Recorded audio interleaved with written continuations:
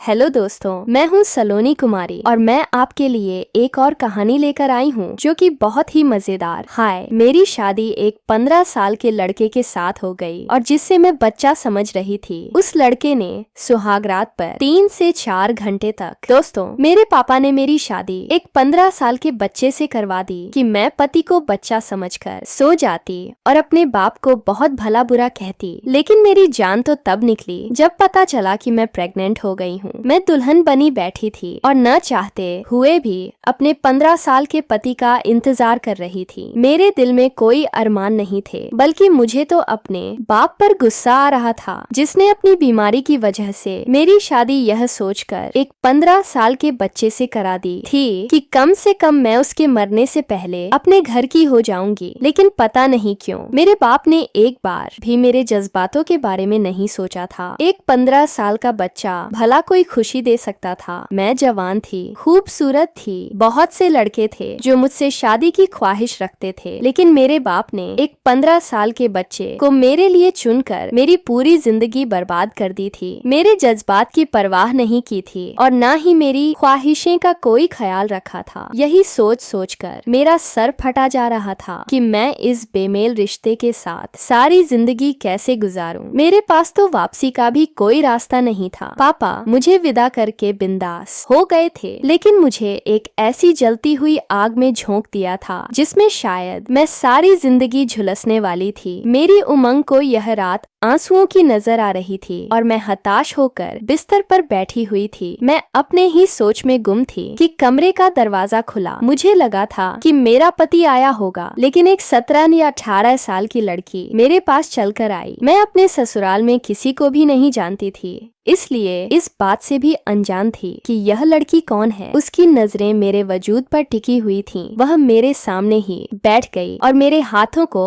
अपने हाथों में थाम कर कहने लगी कि तुम बड़ी खूबसूरत हो प्रीति, तुम्हारे हाथ कितने कोमल और नाजुक हैं। तुम्हें तो कोई शहजादा मिल सकता था, लेकिन तुम्हारे बाप ने तुम्हें मेरे 15 साल के भाई के साथ विदा करके तुम पर बड़ा जुल्म किया है। उस लड़की की बातें सुनकर मुझे अंदाजा हो गया था कि वह मेरी ननद थी। उसके हर अंदाज में मेरे लिए मोहब्बत थी। उसकी बातों ने मेरी आंखों को रोशनी नाम कर दिए थे और मैंने बिना कुछ कहे चंद आंसू बहाकर बेचारी बन गई थी। उस लड़की ने मेरे आंसू पोंछे और कहने लगी कि रोने की बात नहीं है, मैं तुम्हारे साथ हूँ। मेरा भाई भी बड़ा नहीं है, वह भी तुम्हारा ख्याल रखेगा। बस वह अभी बच्चा है और मेरे बाप ने तुम्हारे पापा की दोस्ती की खातिर तुम दोनों को इस रिश्ते में बांध दिया है। तुम कुछ वक्त इसके साथ इस रिश्ते को निभा लो, फिर हम कोई और तरकीब करेंगे और मैं तुम्हें इस बेजोड़ रिश्ते से आजादी दिलवा दूंगी। उस लड़हचकी की बातें सुनकर मुझे कुछ उम्मीद मिल गई थी। मैं सोच रही थी कि मैं तन्हा नहीं हूँ। वाकई अगर मुझे इस रिश्ते से आजादी मिल जाती है तो मैं अपनी मर्जी से अपनी जिंदगी गुजार सकती थी। मुझे अपने बाप से कोई उम्मीद नहीं थी। मैंने यह सोच लिया था कि मैं पलटकर उनकी तरफ नहीं देखूंगी। वो मुझे तसल्ली देकर कमरे से निकली तो एक 15 साल का बच्चा कमरे में आ गया और एक ही नजर में मैं जान गई कि यह मेरा पति है। मैं उसे देखकर हक्का बक्का रह गई थी। अगर मेरा कोई भाई होता तो शायद बिल्कुल उसके जैसा ही होता। मेरी इस हरकत पर उसने मुस्कुराकर मेरी तरफ देखा और कहने लगा कि प्रीति, आप तो ऐसे डर रही हैं जैसे मैं आपको खा ही जाऊंगा। आप मेरी पत्नी हैं। क्या आपको मालूम नहीं है कि एक 15 साल के बच्चे के मुंह से अपने लिए बीवी का लफ्ज सुनकर मेरे दिल में एक अजीब सी लहर दौड़ गई थी, लेकिन मैं खामोश हो गई थी।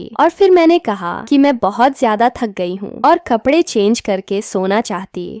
उसने कोई ऐतराज नहीं किया और मैं जल्दी से ही बाथरूम में घुस गई। मुझे यूं ही शावर के नीचे खड़े काफी समय गुजर गया था और फिर अचानक ऐसा लगा जैसे किसी की नजरें मेरे वजूद पर जमी हो। मैंने घबरा कर इधर उधर देखा, लेकिन यह अजीब बात थी और इसमें कोई ऐसी खिड़की नहीं थी कि कोई बाहर से मुझे बाथरूम में देख सकता था। था। तो क्या कमरे से कोई मुझे बाथरूम में झांक रहा था? लेकिन कौन कमरे में था? मैं बहुत ज्यादा परेशान हो गई। मैंने जल्दी से बाथरूम से बाहर निकली तो मेरा पति अजय बिस्तर पर गहरी नींद में सोया हुआ था। उसे सोता देख कर मुझे यकीन हो गया था कि यह वहाँ पर नहीं था। अगर अजय सो रहा था तो भला मुझे कौन बाथरूम में झांक रहा था? मैं खामोशी से बैठकर दूसरे किनारे पर लेट गई और आंखें बंद करके सोने की कोशिश करने लगी। सारे दिन की थकान की वजह से मेरी आंख इस कदर थक गई थी कि कुछ ही देर में मुझे नींद लग गई। लेकिन आधी रात को मुझे कुछ अजीब सा महसूस हुआ और मैं नींद में घबराकर उठ बैठी। कमरे में इस कदर अंधेरा था कि मुझे कुछ भी समझ नहीं आ रहा था। बड़ी मुश्किल से मैंने साइड टेबल पर रखे लैंप को रोशन किया और अपने बिस्तर पर पड़े अजय पर मैंने नजर गड़ाए, जो पहले की ही तरह अभी भी नींद में ही सो रहा था। शायद फिर से यह मेरा वहम ही था, इसीलिए मुझे ऐसा लगा था कि किसी ने मुझे छूने की कोशिश की है। यही सोचकर मैंने दोबारा लैंप बंद कर दिया और सो गई। लेकिन जब सुबह मेरी आंख खुली तो मेरा हुलिया कुछ बिगड़ा हुआ था और ऐसा लग रहा था जैसे रात में किसी ने मेरे साथ छेड़छाड़ की हो। मेरा कपड़ा भी फटा हुआ था। अगर अजय गहरी नींद में था, मैंने परेशानी के आलम में यहाँ वहाँ नजर डाली, लेकिन सब कुछ ठीक था। क्या मुझे बार बार वहम हो रहा था या फिर बात कुछ और ही थी? एक अजीब सी परेशानी ने मुझे घेर लिया था। मैं थोड़ी देर में फ्रेश होकर कमरे से बाहर निकली तो सामने ही डाइनिंग टेबल पर मेरे ससुर बैठे हुए थे। मुझे देखते ही उन्होंने सर से लेकर पांव तक मुझे अपनी नजरों की नजरों में हिसार में ले लिया और मुस्कुराकर कहने लगे कि आओ ना, तुम्हारा ही इंतजार कर रहा था, चलो मेरे साथ बैठकर नाश्ता कर लो। मेरे ससुर ने एक कुर्सी खींचकर अपने करीब की ओर मुझे बैठने का इशारा किया तो मुझे कुछ अजीब सा लगा। ऐसा नहीं था कि मैं अपने ससुर को पहली बार देख रही थी। मैं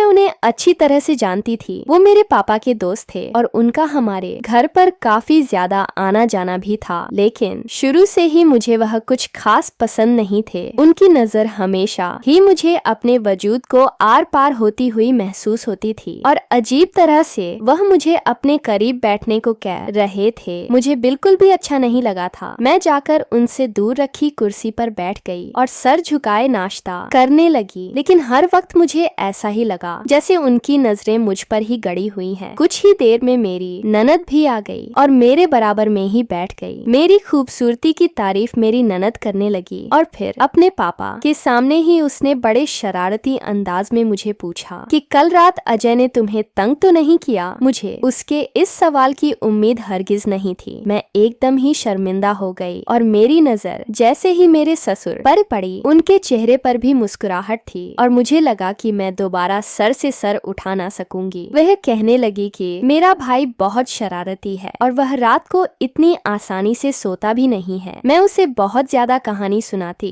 हूँ, तब जाकर उसे नींद आती है, इसलिए पूछ रही थी कि कहीं कल उसने तुम्हें तो तंग नहीं किया ना? मैंने बड़ी मुश्किल से नहीं में सर हिलाया और खामोशी से अपने नाश्ते पर ध्यान देने लगी। मेरा बस चलता तो मैं इस मंजर से कहीं गायब हो जाती। हमने बाद में नाश्ता करके वहाँ से सभी लोग चले गए थे। तब जाकर मेरी जान में जान आई थी। लेकिन अचानक ही मेरी ननद कहने लगी कि पापा ने सिर्फ तुम्हारी हमदर्दी में ही भाई का रिश्ता तुमसे करवाया है, वरना कोई बाप अपने बच्चे की जिंदगी खराब नहीं करना चाहता। इसलिए तुम पापा का ख्याल रखा करो। माँ के चले जाने के बाद से वो बिल्कुल तन्हा रह गए हैं। मेरी ननद ने चाय का एक कप निकालकर मेरे सामने रखा और कहने लगी कि पापा अपने कमरे में चाय पीते हैं, जाओ जाकर पापा के कमरे में चाय दिया, वो खुश हो जाएंगे। मैं उसकी बात पर एकदम ही घबरा गई थी, लेकिन मैं अपनी ननद को इनकार नहीं करना चाहती थी। यह मजबूरन मैंने चाय का कप उठाया और अपने ससुर के कमरे में पहुंच गई। मेरे ससुर बिस्तर पर बैठे हुए थे, मुझे भी अपने करीब बैठने का इशारा करते थे। चाहते हुए भी मुझे उनके साथ बैठना पड़ा। वो धीरे धीरे से मेरे करीब आए और धीरे से कहने लगे, मैं जानता हूँ अजय तुम्हें वो खुशी नहीं दे सकता, वो वो अभी बहुत छोटा है, लेकिन बस कुछ दिनों की ही बात है, फिर सब कुछ ठीक हो जाएगा। उनके मुंह से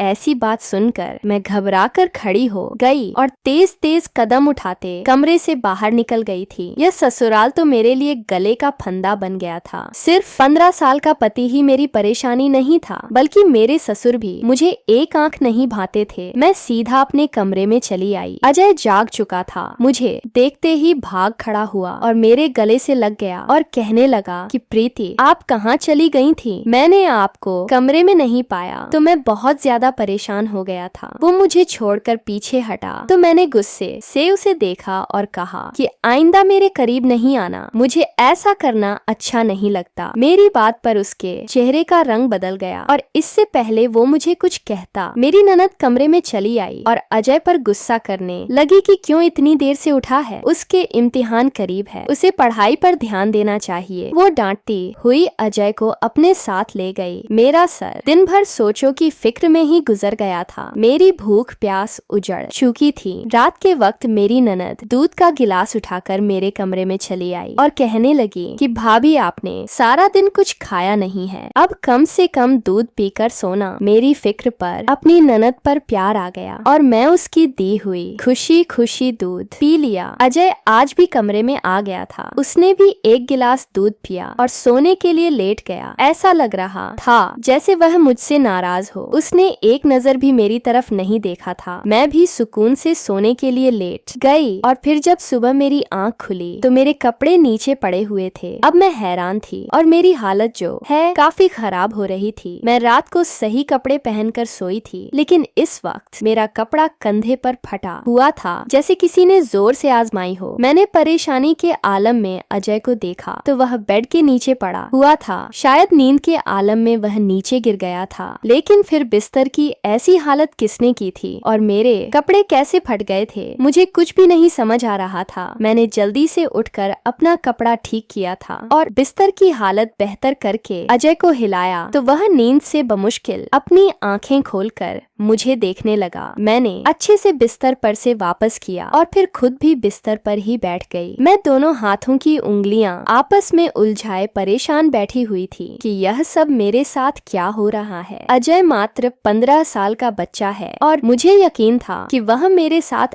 ऐसी कोई वैसी हरकत नहीं कर सकता है, लेकिन अगर अजय मेरे साथ कुछ गलत नहीं करता था तो फिर मेरे साथ यह सब कुछ कैसे हो रहा था। मैं काफी डर गई थी। इसी तरह अपनी सोच में उलझने के बाद मैं अपने कमरे से बाहर निकली तो मुझे ऐसा महसूस हुआ जैसे कोई मेरे दरवाजे के साथ लगकर खड़ा था और मैंने दरवाजा खोलते ही वह छुप गया था। मैंने एक साए को तेजी से दूर होते हुए देखा था और इस बात ने मेरे शक को यकीन में बदल दिया था। यह सोचकर मेरे कदमों तले जमीन निकल गई थी कि इस घर में अजय के अलावा अगर कोई मर्द था तो वह मेरा ससुर था और मैं सोच भी नहीं सकती थी कि कोई बाप अपने बेटे की पत्नी के साथ कुछ गलत हरकत कर सकता है। मैं अपने ही पति को घर में खुद को गैर महसूस कर रही थी। थाने से निकलकर मेरी ननद मेरे पास आई और मेरे चेहरे के उड़े हुए रंग को देखकर कहने लगी कि भाभी, सब खैरियत तो है ना? क्या हुआ? आप कुछ परेशान दिख रही हैं। मैंने डरते डरते ननद को बताया कि मुझे ऐसा लग रहा था जैसे कोई मेरे दरवाजे के साथ खड़ा हो या फिर अंदर झांकने की कोशिश कर रहा था। मेरी बात सुनकर ननद हैरान हुई और कहने लगी कि पापा तो सुबह से डॉक्टर की तरफ गए हुए हैं और अजय आपके कमरे में है। मैं खाना तैयार कर रही हूँ, आपको यकीनन कोई वहम हुआ होगा। मैंने ननद को यकीन दिलाने की कोशिश की कि मैंने खुद साया सा देखा था, लेकिन ननद को मेरी बात पर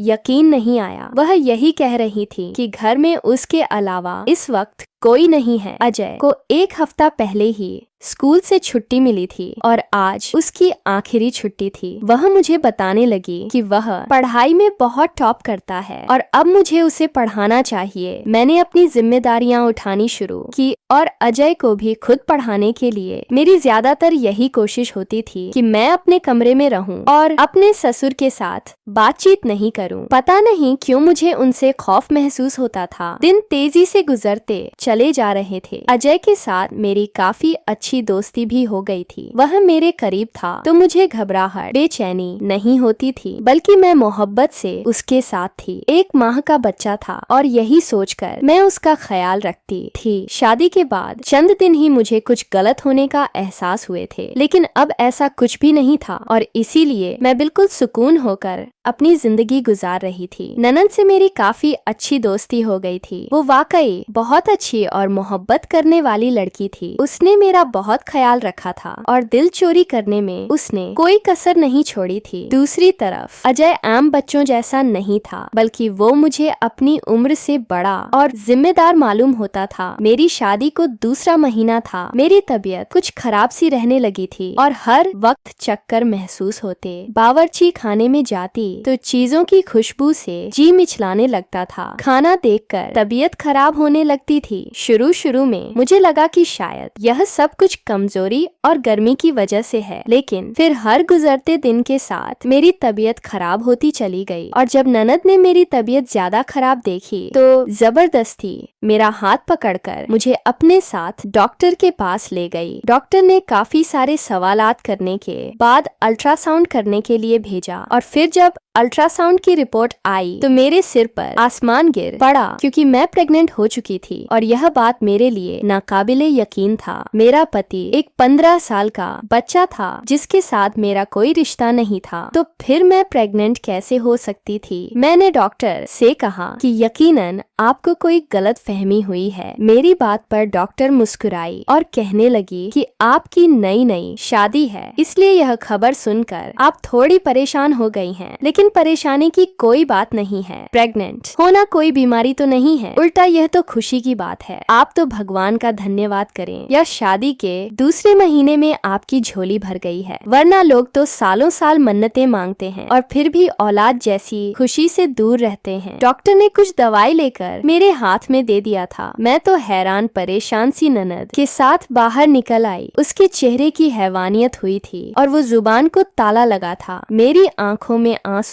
बह रहे थे। मैंने गुस्से से ननद से कहा कि यह सब कुछ क्या हो गया है। मेरे और अजय के दरमियान तो ऐसा कुछ भी नहीं है, फिर मैं कैसे प्रेग्नेंट हो सकती हूँ और मैं किरदार औरत नहीं हूँ। मेरी ननद ने गहरी नजर मेरे वजूद पर डाली और बिना कुछ कहे मुझे घर ले आई। सारे रास्ते भी वह खामोश रही थी और मुझे लग रहा था कि मैं उसकी नजरों की कसूरवार हूँ। मुझे डर था कि अगर वह भी मेरी बात पर यकीन न करेगी तो मैं कहाँ जाऊंगी। अपने ससुर से मुझे हर किस्म की कोई उम्मीद नहीं थी। कहीं यह बच्चा मेरे ससुर का ही तो नहीं था। ये ख्याल आते ही मेरे पैरों तले से जमीन निकल गई थी। मैं और ननद जैसे ही घर में दाखिल हुए तो सामने ही मेरे ससुर बैठे थे। उन्हें मालूम था कि हम डॉक्टर के पास गए थे। मुझे देखते ही उन्होंने फौरन मेरी तबीयत के बारे में पूछा तो मेरी आंखों से आंसू गिरने लगे और ननद भी सर पकड़कर बैठ गई और उसने अपने बाप को मेरे प्रेग्नेंट होने की खबर सुना डाली और मुझे लगा कि मैं शर्म से जमीन में गाड़ जाऊंगी। अगर यह बच्चा उनका था तो तब भी मैं किसी को मुंह दिखाने के लायक नहीं रहूंगी। अजय वहीं बैठा पढ़ाई कर रहा था। यह खबर सुनकर उसने भी मुझे फटी फटी आंखों से देखना शुरू कर दिया था। वह बच्चा जरूर था, लेकिन इतना भी छोटा नहीं था कि उसे प्रेग्नेंट होने का मतलब ना समझ हो। यह खबर सुनते ही मेरे ससुर गुस्से में उठ खड़े हुए और नफरत से मेरी तरफ देखते हुए कहने लगे कि मैं तो तुम्हें एक बहुत नेक और शरीफ समझकर अपने घर की बहू बनाकर लाया था। मैंने सोचा था कि तुम्हारे मरते हुए बाप की आखिरी ख्वाहिश भी पूरी हो जाएगी और मेरे बिन माँ के बच्चे को तुम्हारा सहारा भी मिल जाएगा, लेकिन तुमने तो हमारे दामन पर ही दाग लगा दिया है। यह किसका बच्चा है? तुमने किसके साथ गुनाह किया है? इससे पहले कि मैं कोई जवाब देती, अजय बीच में बोल उठा और कहने लगा कि पापा प्रीति ऐसी नहीं है, आप उसे गलत समझ रहे हैं। मैंने हैरानी से अजय की तरफ देखा था। वो 15 साल का बच्चा था। आज मेरी बचाव में अपने बाप के सामने खड़ा हो गया था, जबकि मैंने तो कभी भी उसे पूरे दिल से अपना पति माना भी नहीं था। अजय के पापा गुस्से में कहने लगे कि फिर तू बता, क्या ये बच्चा तुम्हारा है? उनके सवाल पर